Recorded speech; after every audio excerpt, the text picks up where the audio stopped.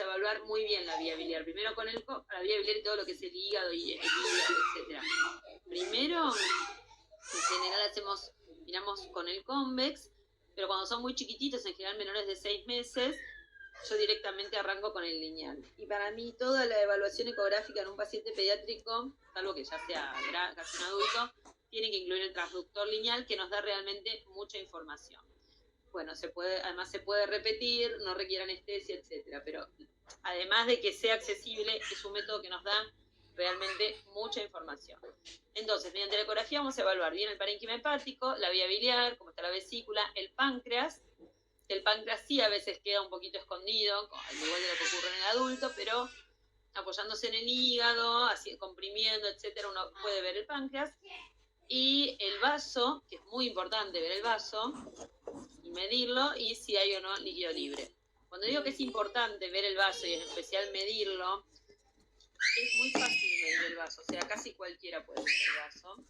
Hay que tratar de verlo todo, a diferencia de lo que a veces yo hacía cuando hacía adultos, que bueno, que con ver una parte del polo estaba tranquila. Medir el vaso es muy fácil, se puede comparar y uno puede regular. Si un paciente tiene hipertensión portal, es una forma fácil de ver cómo está evolucionando ese paciente. El otro método que nosotros tenemos y que está disponible es la tomografía computada, que es un muy buen método. La desventaja que tenemos en pediatría es que emite mucha radiación. Esto es importante en pacientes pediátricos debido a que son más radiosensibles los pacientes pediátricos. ¿Alguien sabe por qué?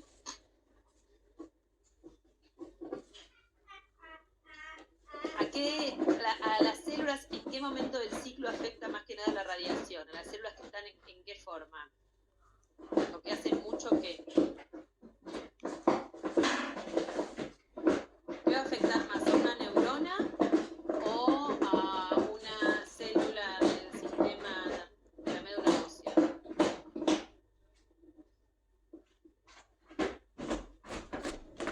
Mitocondrias, exacto. Son las células que se están dividiendo. Entonces, las células gonadales, las células de la médula ósea, que se tienen que reproducir para formar sangre, van a ser las más afectadas, porque es cuando están haciendo la mitosis que ahí es más probable que la radiación dañe al ADN. Las neuronas ya está, supuestamente nos quedamos con todas las neuronas que tuvimos, no se multiplican, entonces no las va a afectar tanto, pero a células en división sí. Y además, ¿qué otra cosa importante tiene la radiación? Que es los daños de la radiación. ¿Qué es lo que pasa? Si yo me irradié en febrero, llega diciembre y ¿qué pasa? Se borraron los rayos y en enero vuelve a empezar.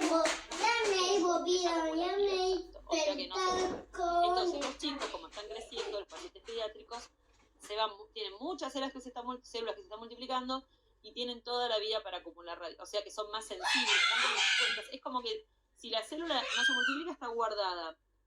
Y al multiplicarse es como que se expone a la radiación. Entonces los pacientes pediátricos, como tienen muchas células dividiéndose y expuestas, están así, como expuestas a recibir rayos. Y encima tienen toda la vida para acumular mutaciones. Entonces, bueno, se los cuida más. Entonces la tomografía no es el primer método al cual vamos a recurrir en el caso de pacientes pediátricos, sí la ecografía. Pero bueno, ¿para qué nos serviría la tomografía? Para evaluar presencia de litiasis, que también se pueden ver igual con ecografía o con resonancia. Colecciones es a lo mejor para lo que más se usa. Caracterización de algunas lesiones, si no hay resonancia disponible. Y para ver si es muy buena para evaluar lo vascular, las arterias y las venas, la permeabilidad de las arterias, especialmente de las venas, mediante la técnica de angio-TC, la angiotomografía, en la cual uno inyecta el contraste y calculando si está pasando por las arterias o por las venas, ahí hace la adquisición de las imágenes. Uno puede hacer lo que se llama angiotomografía o angiotomografía o también angioresonancia, pero la angiotomografía es un poquito más sensible y mediante reconstrucciones, etcétera, es muy útil para evaluación de las estructuras vasculares. De hecho, progresivamente, ustedes ya lo habrán visto, pero yo un poco lo vi mientras iba ocurriendo, reemplazó en casi todas las indicaciones a la angiografía para el diagnóstico. no para el tratamiento, ¿sí? Pero la angiotomografía, por ejemplo, nosotros si tenemos que hacer una evaluación pretrasplante hepático, la hacemos por angio-TC, no como hace años que se hacía por angiografía digital. Bueno, y la resonancia magnética es un método que utilizamos muchísimo para caracterizar lesiones, es casi el mejor método porque nos permite, primero, no es irradiante, entonces podemos repetir todas las fases. Nosotros en tomografía precisamos bien si va a ser una fase arterial o una fase portal y una fase tardía, cada cosa la precisamos dependiendo del tipo de lesión para no irradiar de más. Y en cambio, en resonancia nosotros podemos tirarles todas las series que querramos, ya que cada serie no agrega radiación, ¿sí? Y por otro lado tiene una muy buena caracterización tisular la resonancia magnética y además podemos jugar con la imagen que nos da en T2, la imagen que nos da en T1, la difusión, etc. Entonces nos da mucha más información la resonancia. Entonces en pediatría prácticamente es primero ecografía y si no nos termina de quedar claro, hacemos resonancia, ¿sí? Si queremos caracterizar mejor una lesión, caracterizar mejor la vía biliar. ¿Qué secuencia ustedes conocen que se puede usar por resonancia para evaluar la vía biliar?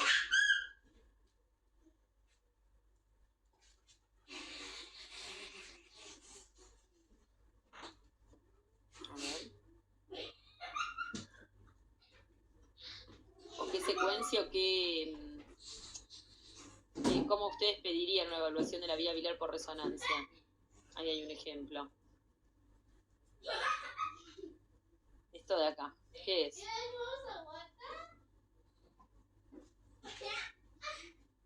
¿Lo ven, no? Lo que estoy señalando. ¿No lo ven? Ah, digan. La imagen de la derecha de ustedes, la que está arriba donde dice resonancia magnética. La colangiorresonancia es.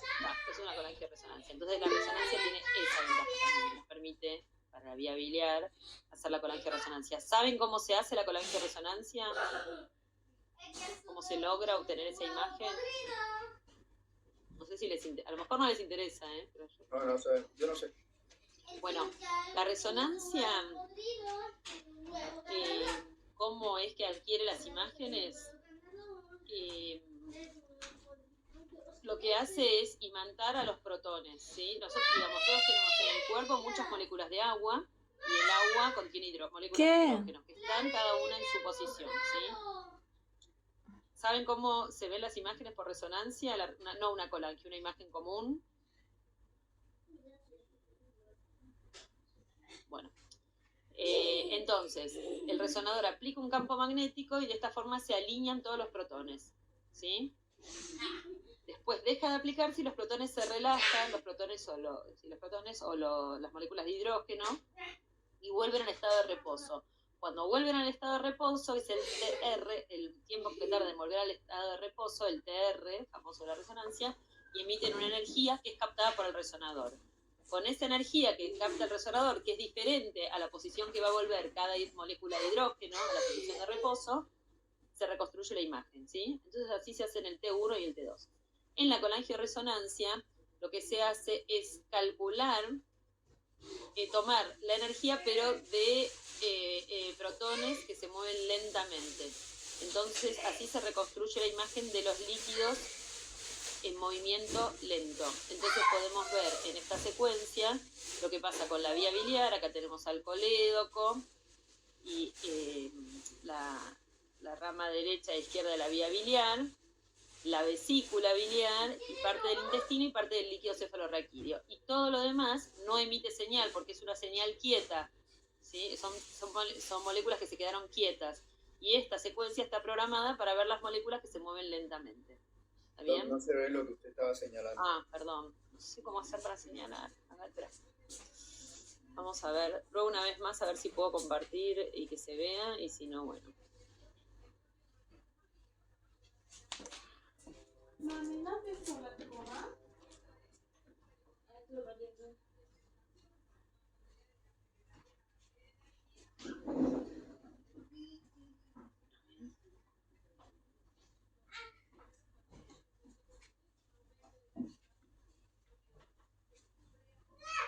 Ahí se ve. Ahora sí, bueno. Entonces, este este es el colédoco, vía biliar derecha, vía biliar izquierda. Entonces, en esta secuencia, con todo esto que logramos, están suprimidas las imágenes de todo lo demás y solo se ven los líquidos que se mueven lentamente, como el que está dentro de la vesícula, como el que está dentro del intestino, como el líquido cefalorraquídeo. Pero el resto, la señal del resto no es captada porque no es un líquido que se mueve lento, sino que son moléculas que están quietas. Entonces, así es como se forma la imagen de la resonancia. Y lo mismo podríamos hacer para una angioresonancia, en la cual lo que captamos son los líquidos que se mueven rápido, si es una angioresonancia arterial, o las moléculas que se mueven lento, si es una angioresonancia venosa. Bueno, entonces así es como funciona la resonancia y digamos, es como muy versátil. Entonces, a ver, espera que tengo que escribir a alguien. Entonces, bueno, como volviendo un poquito para atrás, entonces con la ecografía lo que nosotros podemos hacer es evaluar el parénquima hepático y acá vemos, ahí se ve cómo se está. Hola. Sí, sí se ve. Bueno, entonces vemos acá el parénquima hepático, una ecografía de hígado normal, los contornos son lisos, la estructura es homogénea. ¿Estas qué estructuras vasculares son? Bueno, son las venas suprahepáticas. Y también podemos ver un parénquima alterado con signos de hepatopatía, donde ya la ecoestructura es más heterogénea y si nosotros prestamos atención, los contornos ya están más lobulados y hay nódulos en el parénquima hepático. Fíjense la diferencia de un transductor convex, como podemos ver todo el hígado, pero no caracterizar tanto el parénquima, y el transductor lineal, donde no podemos ver todo el hígado en su profundidad, pero sí ver perfectamente lo que ocurre con los contornos hepáticos y con la ecoestructura. Esta ya la vimos, acá es como se ve una vía biliar normal. En pediatría normalmente con el convex no se tiene que ver la vía biliar, podemos llegar a verla con el lineal por delante, un buen lugar para verla es delante de la bifurcación portal, y acá es como se ve una vesícula biliar normal, con las paredes finas, contenido ecogénico, y esto es lo que les comentaba antes, de la vía biliar normal, nada dilatado, se ve completita en la resonancia magnética. Entonces, vamos a ver algunas nociones de la colestasis neonatal. Esto ya lo vieron ustedes, ¿verdad? ¿Vieron algo de lo que es atresia de vías biliares, todo eso? No, nada, no, todavía no. No, bueno, van a aprender mucho conmigo. Cuando tengan la clase ya van a saber, pero les van a dar de eso, me imagino. ¿O no? Sí, sí. Bueno, vamos. Entonces, lo mío es como un repasito para ver las imágenes. Entonces, a las colestasis neonatales se las dividen en quirúrgicas y no quirúrgicas. Las quirúrgicas es cuando el compromiso generalmente es extrahepático y en este caso el paciente va a presentar ictericia, coluria, acolia. Cuando un paciente tiene ictericia, coluria, acolia, siempre hay que descartar atresia de vías, un paciente recién nacido, ¿sí? Un bebé recién nacido, siempre hay que descartarlo primero, es la atresia de vías biliares, ¿sí? Estamos hablando de colestasis neonatal. La atresia de vías biliares es la causa más frecuente de colestasis quirúrgica y lo importante de la atresia de vías biliares es que ustedes no van a ver dilatación de la vía biliar. La atresia de vías biliares es una urgencia y el pronóstico de ese paciente depende directamente de la velocidad de instauración del tratamiento. El tratamiento quirúrgico. ¿Cuál es el tratamiento quirúrgico de la atresia de vías biliares?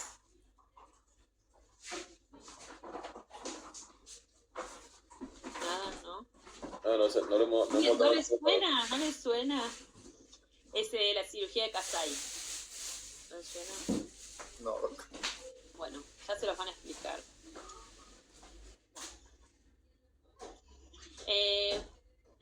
Lo que se hace es anastomosar, digamos, ascender un asa de intestino y anastomosar ahí la placa iliar, ya que no tiene conductos biliares, son muy atréticos, entonces que drenen directamente en el asa intestinal ascendida, ¿sí? Esa es la cirugía de Kasai. Pero ya si pasan 3 meses, el pronóstico del hígado es muy malo, entonces es realmente una urgencia quirúrgica, pues están 15 días viendo si esa colestasis es real o es porque era un paciente, la madre era cero positiva, ¿no? Ni siquiera digo RH negativa. Bueno, hasta que definieron que sí, que era una colestasis propia del paciente y no por algún tipo de incompatibilidad o por algún problema hematológico. Y después de ahí hay que confirmar que realmente ese paciente tenga realmente una colia, bueno, y así, entonces de repente pasó un mes si no lo llevaron a estudiar a un buen lugar. Y el un mes no consiguió turno, pasa otro mes más y rápidamente pasan los 3 meses, digamos, si ese paciente no es dirigido de forma veloz, y con eso perdemos mucho tiempo de tratamiento y ya el hígado se va alterando. Bueno, entonces, otras causas de colestasis quirúrgicas que sí van asociadas a dilatación de la vía biliar, pero son menos frecuentes. ¿Qué causa conoce el neonatal quirúrgica? ¿Qué les suena? ¿Qué puede tener un paciente que le provoque dilatación de la vía biliar? De recién nacido. Y uno más grande.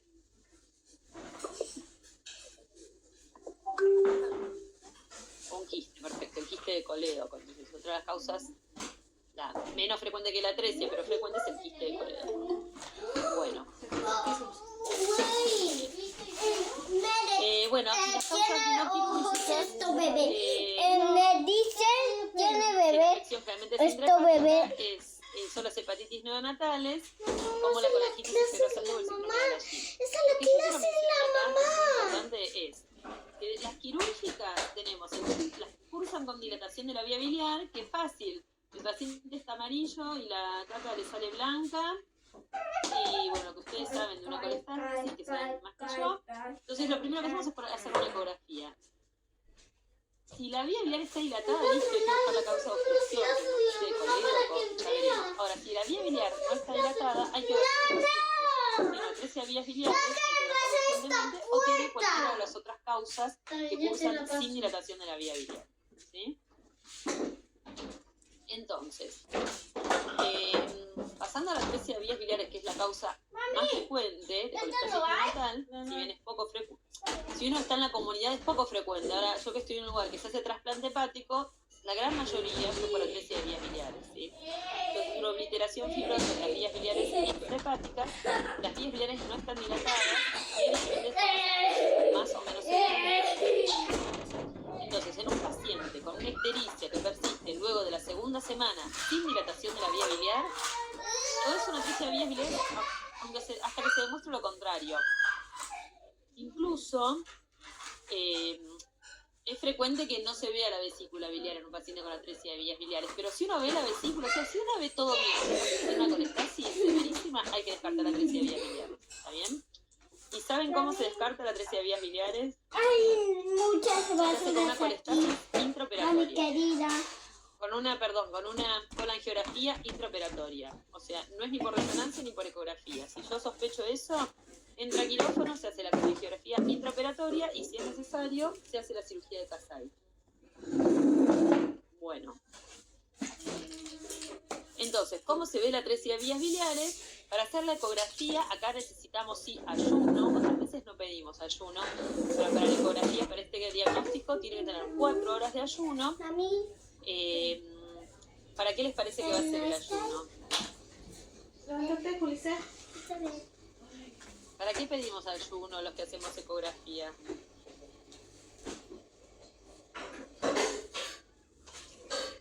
¿Qué estructura se colapsa si el paciente come? La vesícula. Bueno, entonces, si yo tengo que demostrar que el paciente tiene o no tiene vesícula, el paciente tiene que venir en ayunas.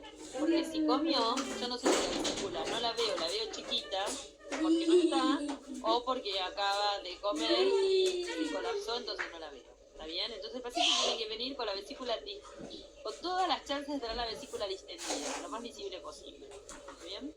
Entonces se hace con el paciente en ayunas. Se usa transductor de alta frecuencia, el lineal, y si hace falta el Doppler, que es para no confundirse si es un vaso o si es la vía biliar, si es una arteria o una vena, la vía biliar. Podría ser normal, que es lo que les comentaba antes, y el único hallazgo que sí descarta la atresia de vías biliares es la dilatación de la vía biliar. Si está dilatada, listo, no es una atresia, sí, porque tiene vía biliar. Bueno, ¿y cuáles son las imágenes que nos hacen pensar en una atresia de vías biliares? El quiste en el hilo hepático, los quistecitos, o una vesícula pequeña e irregular. Así es como se tiene que ver normalmente, así es pequeña con estos contornos irregulares, o fibrosis a nivel de la bifurcación portal, ¿sí? Todos esos son hallazgos de la atresia de vías biliares. De hecho, me ha pasado que a veces no se informan las vesículas, pero si uno las mira con el lineal se ven. Y eso es casi un sello. A mí me llega un paciente con colestasis, perdón, porque no estoy sola, con colestasis, pero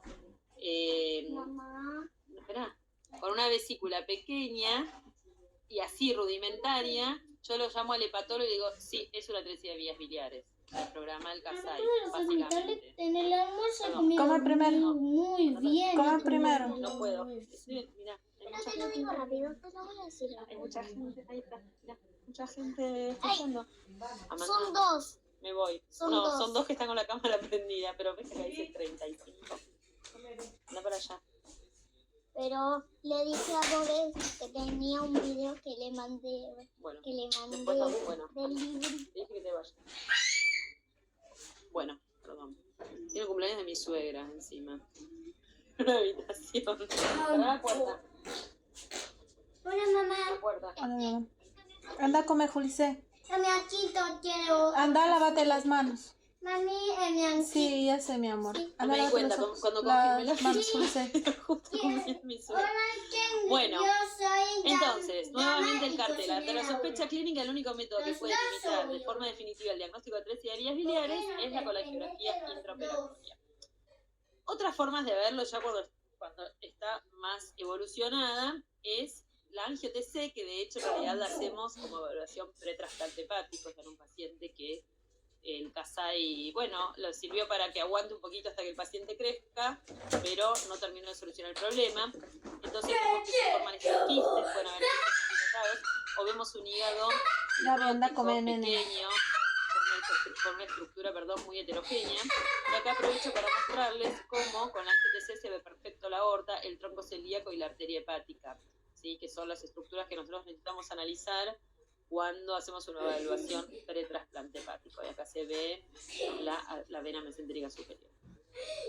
Bueno, vamos a pasar ahora a quiste de colédoco, ¿sí? Es tipo popurrí. Les voy a mostrar un poquito de imágenes de las patologías quiste. Bueno, el quiste de colédoco es la dilatación de la vía biliar que puede ser extrahepática o ambas.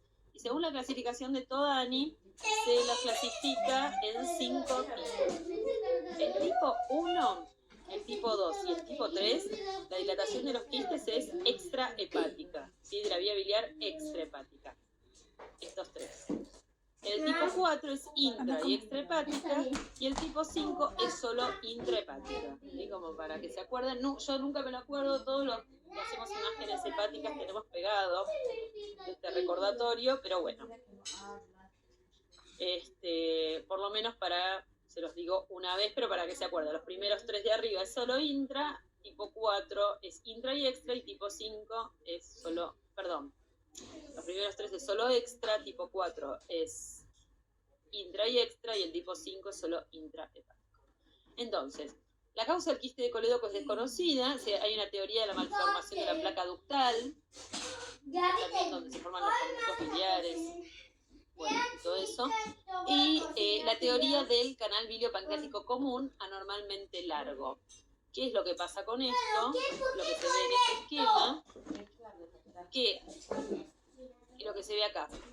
Este es el conducto colédoco con el quiste y este es el canal pancreático, el conducto de Wilson, ¿sí? Entonces, la teoría es que el conducto común que desemboca en la ampolla de Vater es anormalmente largo. ¿Y qué es lo que pasa? ¿Qué refluye? ¿Quién lastima a quién? ¿Las enzimas hepáticas al colédoco o el colédoco al páncreas?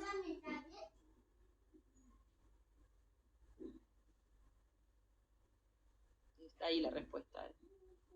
Bueno, las enzimas pancreáticas, como tiene tanto camino que recorren juntos, las enzimas pancreáticas refluyen al conducto colédoco y son los que provocan, exacto, bien, son los que provocan, muy bien, la dilatación del conducto colédoco. Entonces esa es la teoría del canal biliopancreático común normalmente helado, que se da más en los quistes de colédoco tipo 1, ¿sí? Que son los grandes. De tu silla, pues, nena. La vía biliar extrahepática. Entonces lo que nosotros tenemos que hacer es, en un paciente con ictericia o con un hallazgo incidental, bueno, hacemos la ecografía, confirmamos eso, vemos qué parte de la vía biliar está dilatada o no, y después hacemos una colangioresonancia. Es importante hacer los cortes finitos a nivel del canal biliopancreático común, o donde suponemos que estaría, para ver si está. Con eso le damos algún reparo al cirujano para saber que tiene que ir a buscarlo y hacer una cirugía diferente, porque ahí es donde va a estar el problema, ¿sí? Entonces, bueno, eso es lo que se cree que es una de las teorías. Bueno, vamos a seguir. Entonces, acá vemos algunos ejemplos de quiste de colédoco. Estos son, fíjense, este es un quiste de colédoco tipo 1, ven que está redilatado a la altura del colédoco, pero la vía biliar intrahepática está bastante bien, se conserva. Acá vemos el ejemplo con un canal biliopancreático común anormalmente largo. La colangioresonancia, lo que les comentaba antes, fíjense que la señal del hígado está completamente suprimida y vemos la vía biliar, la rama derecha y la izquierda de la vía biliar, y el conducto hepático derecho y el conducto hepático izquierdo. No terminaba de salir y no era rama. El quiste de colédoco, y acá fíjense, este es el conducto pancreático, el wirsum, y como la unión de ellos es anormalmente larga, está un poquito dilatada incluso, entonces esta fue la causa, se interpreta el quiste de colédoco. El cirujano tiene que resecar este canal biliopancreático común. Bueno, y este es otro tipo de quiste de colédoco, es el tipo 5, que también se llama enfermedad de Caroli, en el cual lo que está dilatada son las vías biliares periféricas. ¿Sí? Lo que se cree es que hay una fibrosis hepática en estos casos que tracciona la vía biliar periférica, y es lo que provoca la dilatación, ¿sí?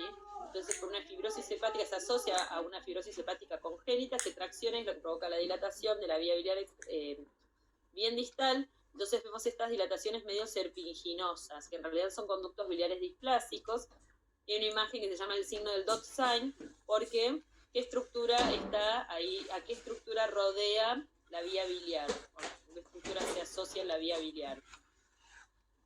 Si yo le pongo Doppler, se enciende. Esta del dot sign, el Anda, signo del punto. ¿Qué quieres, mami? Entonces, ¿qué estructuras son? Está sobre el freezer ahí en la cocina.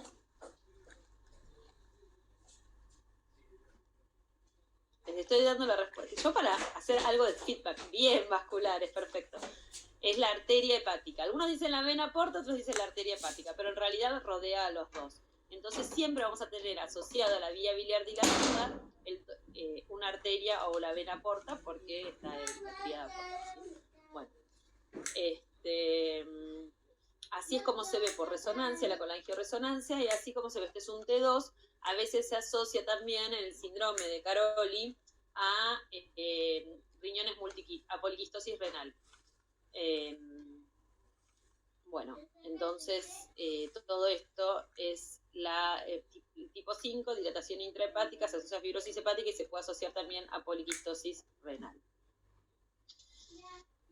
Y este caso es un paciente, en realidad este es más grande, no es neonatal, pero lo que vemos es un colédoco irregular, con áreas de estenosis, con un hígado ya dismórfico y con con esplenomegalia como signo de hipertensión portal, ¿verdad? Entonces en este caso corresponde a una colangitis esclerosante, ¿sí? Bueno, vamos a seguir. Entonces esas son las causas que nosotros podemos encontrar más específicas de pediatría, alteraciones de la vía biliar. Fíjense, esta es una secuencia con contraste, como bien arterial, los riñones, está bien realzada la corteza renal, y el realce heterogéneo del parénquima hepático, porque ya es un hígado multinodular. Bueno, con el realce heterogéneo es un hígado cirrótico. Bueno, vamos a pasar ahora, ya terminamos con lo que es vía biliar, algunas nociones de hipertensión portal. Esto, me imagino que ustedes sí ya conocen algo, ¿verdad? Bueno, la hipertensión portal, entonces, como saben, es no sé si ustedes tienen una definición diferente, esto es lo que yo leí en los artículos de pediatría, es la presión portal superior a 15 milímetros de mercurio o un aumento del gradiente Porto-Cava mayor a 5 milímetros de mercurio. Y la hipertensión portal ocurre porque hay un bloqueo en la circulación del flujo portal que puede ser prehepático, o sea, a nivel de la vena porta, intrahepático a nivel del parénquima hepático o de los sinusoides hepáticos, o poshepático, que puede ser a nivel de las venas suprahepáticas o de la vena cava inferior. Entonces, ¿cuáles son los signos que yo voy a ver de hipertensión portal? Bueno, el más fácil y el más característico es el aumento del tamaño del vaso, ¿sí? Que, como les decía antes, es muy importante medirlo. Cuando ya es más grave, puedo ver ascitis. Y mediante el Doppler, lo que yo puedo ver es que hay... mediante el Doppler lo que puedo ver es que hay una inversión, cuando es muy grave, una inversión del flujo venoso portal. Acá cuando digo que es inversión, ¿por qué? ¿A qué me refiero? ¿Alguien me puede decir?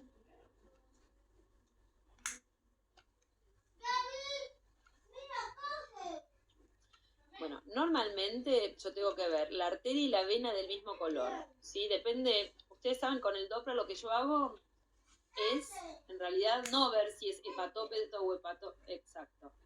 Bien, yo con el Doppler no veo si es hepatópeto o hepatófugo, lo que veo es si la sangre se acerca o se aleja del transductor. ¿Ah? Entonces, si se acerca al transductor es rojo, si se aleja es azul. Entonces, si yo me pongo adelante, en la pared abdominal anterior, el tronco de la vena porta lo tengo que ver rojo, o la arteria hepática lo tengo que ver rojo, porque van de posterior a anterior, ¿sí? Yo me apoyo en la pared anterior, viene hacia mí. En cambio, la rama posterior de la vena porta siempre va a ser azul, va a estar al revés, porque se está alejando el transductor, se va hacia atrás, ¿está? Bueno, con la arteria y la vena la sangre circula en el mismo sentido, entonces tiene que tener el mismo color. Si alguna de las dos está distinta, la que está invertida generalmente es la vena. La arteria es raro que se invierta, salvo en algún caso de fístula, de arterio-arterial. Entonces, si yo veo esto, una roja y otro azul, ya sé que el flujo portal está invertido y que ese hígado tiene tanto aumento de la presión portal que la sangre directamente por ahí no puede pasar y se va. En lugar de ir hacia el hígado, se escapa del hígado. Y en este caso también vemos una arteria hepática grande, porque el flujo hepático está arterializado. Y otra imagen que yo veo que también, que si veo eso, es seguro que ese paciente tiene hipertensión portal, es la repermeabilización de la vena paraumbilical. Es decir, la sangre no puede atravesar el hígado, se escapa. Se escapa por la repermeabilización de la vena paraumbilical, ¿sí? Es como, llego, está todo, hay un piquete en la 9 de julio, bueno, me voy por una colateral. Yo quería cruzar y no pude cruzar, estaba por la colateral. Bueno. Y lo último que yo les quería decir al respecto es, volviendo acá a este esquema, es que si la hipertensión es prehepática, la sangre directamente no va a poder llegar al hígado. Entonces nunca voy a poder ver una repermeabilización de la vena paraumbilical porque no se puede escapar del hígado porque nunca llegó. Entonces lo que yo voy a ver son varias venas colaterales que tratan de vencer ese obstáculo y llegar al hígado. Entonces ahí voy a ver un cavernoma de la porta, ¿sí? Si la obstrucción es intrahepática, la sangre sí llega y se escapa. Entonces ahí sí puedo ver una repermeabilización de la vena paraumbilical. Y lo mismo ocurre si la obstrucción es suprahepática o cardíaca. La sangre llega y se puede querer ir por otra vía. Siempre voy a ver, en los 3 casos de hipertensión portal, siempre voy a ver esplenomegalia y siempre puedo ver dilataciones de venas colaterales como las varices esofágicas o paraesofágicas, la dilatación de la gástrica, la circulación esplenorenal. Esas sí las puedo ver en todos los tipos de hipertensión portal. Esas son derivaciones hepatofugas extrahepáticas, ¿sí? Las varices periesofágicas, las pararrenales son extrahepáticas. Después esas son hepatofugas. Después tengo hepatofugas intrahepáticas, que es la vena paraumbilical, o sea, se escapa del hígado. Y después tenemos colaterales hepatópetas que tratan de llegar al hígado, que es el cavernoma de la porta, que es el que vemos cuando hay una hipertensión portal prehepática. ¿Ah? ¿Me siguen? ¿Algo hasta ahí? Esto es general, ¿sí? Pero bueno, así podemos entender un poco mejor las imágenes. Entonces, el cavernoma de la porta es la segunda causa más frecuente de hipertensión portal en pediatría, y es cuando hay una trombosis de la vena porta o algo que no deje que llegue, que la obstruya. Entonces, la causa más frecuente es, en pediatría, es el cateterismo umbilical. En un paciente que está internado en la NEO, que le pusieron una guía por la vena umbilical, si la deja mucho tiempo o está medio baja, bueno, puede alterar el endotelio y provocar una trombosis de la vena porta. Otras causas son oncológicas o por sepsis, etc. Entonces, lo que yo voy a ver es que no voy a ver el tronco de la vena porta y en cambio voy a ver todas colaterales en el hilio hepático, como se ven acá. En lugar de ver un tronquito y la rama derecha e izquierda, todas colaterales. Este es un ejemplo donde se ve un hígado chico, un vaso grande, colaterales alrededor de dilatación de la vena gástrica izquierda y colaterales perigástricas, periesofágicas. Y no veo el tronco de la vena porta. Para yo saber que es el tronco de la vena porta, tiene que ser por confluencia de la mesentérica inferior y la esplénica. Y acá, en cambio, veo colaterales. Una colateral más grande que me podría confundir, pero a diferencia de la vena porta normal, no se bifurcan rama derecha y rama izquierda, sino que finaliza ahí, y después todas colaterales, ¿sí? Ese es un cavernoma de la porta. Y lo otro que puedo ver son varices perivesiculares, que eso puede llevar a la biliopatía portal. Es decir, que estos pacientes, dentro de este lío, como esta vesícula no drena bien porque está llena de varices, puede hacer litiasis, y la verdad que es una cirugía bastante compleja, resecar una vesícula rodeada de varices. Bueno, estoy quedando sin batería. Bien.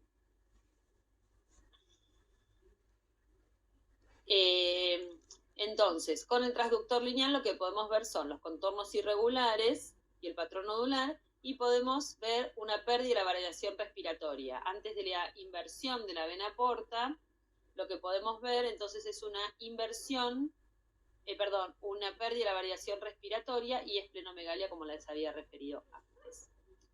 Otra causa que nosotros podemos ver es, en el caso de la suprahepática, el síndrome de Budd-Chiari, que es la presencia de un trombo en las venas suprahepáticas, y esto lleva a una hepatomegalia dolorosa y a la presencia de ascitis.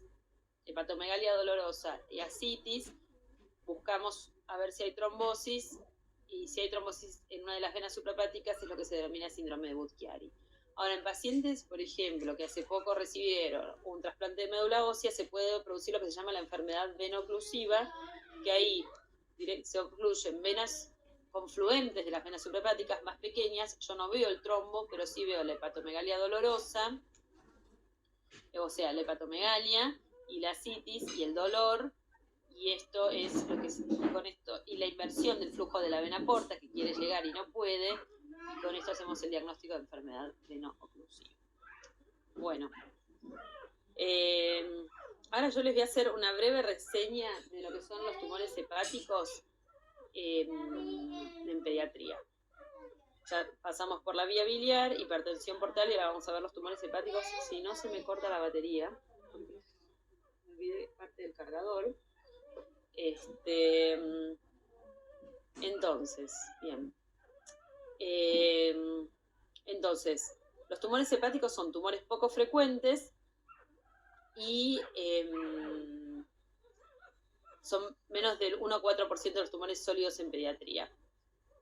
Hay grupos internacionales para el diagnóstico y tratamiento, y el diagnóstico va a ser en base a las imágenes, al laboratorio y a la edad. Entonces, la verdad es que aunque más o menos conozcan este cuadro, a mí ya me sirve. Nosotros los dividimos en tumores que afectan a menores de 3 años y a mayores de 3 años, y en benignos y malignos. Dentro de los tumores benignos, el más frecuente son los hemangiomas, de los cuales tiene una clase a continuación, y menos frecuente el amartoma mesenquimal. Y dentro de los malignos, en menores de 3 años, que es a los recién nacidos y un poquito más, el hepatoblastoma y el sarcoma embrionario indiferenciado. Ahora, los mayores de 3 años ya entran los mismos que en adultos, que son la hiperplasia nodular focal, el adenoma y la hiperplasia nodular regenerativa. Y dentro de los malignos, el carcinoma hepatocelular y el carcinoma fibrolamelar. Espérenme, perdón, un segundito.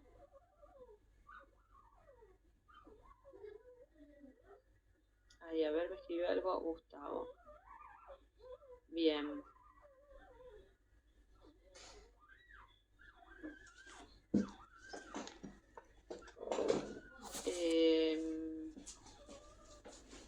Bueno.